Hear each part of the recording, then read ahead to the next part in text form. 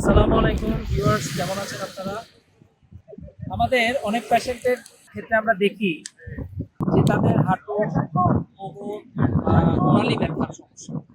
তো এই হাঁটু, কোমর বা গোড়ালি ব্যথা যে শুধুমাত্র অস্টিওআর্থ্রাইটিস, হাড় ক্ষয় বা অস্টিওপোরোসিস এসবের কারণে হয় তা কিন্তু না। এটির পিছনে কিন্তু বাত জাতীয় রোগেরও কোনো কারণ থাকতে পারে। যদি বাত জাতীয় কোনো রোগ থাকে, যেমন গাউট, তাহলে কিন্তু এই দেহের বিভিন্ন গিরায় গিরায় ব্যথা হতে পারে।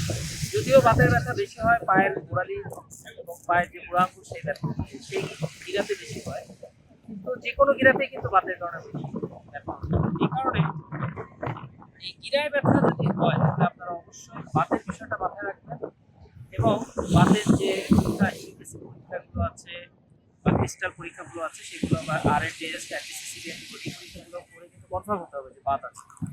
কারণ বাতের চিকিৎসা না করে যদি শুধু গিরার চিকিৎসা করা হয় তাহলে কিন্তু সেই ব্যথাটা ভালো হবে না। আর যদি বাত কনফার্ম হয় তাহলে ওষুধের সাথে সাথে খাবারেরও কিন্তু কিছু রেস্ট্রিকশন আছে, যেমন ডাল জাতীয় খাবার, রেড মিট জাতীয় খাবার, এগুলো কিন্তু অ্যাভয়েড করতে হবে। তো সবাই ভালো থাকুন, ধন্যবাদ সবাই।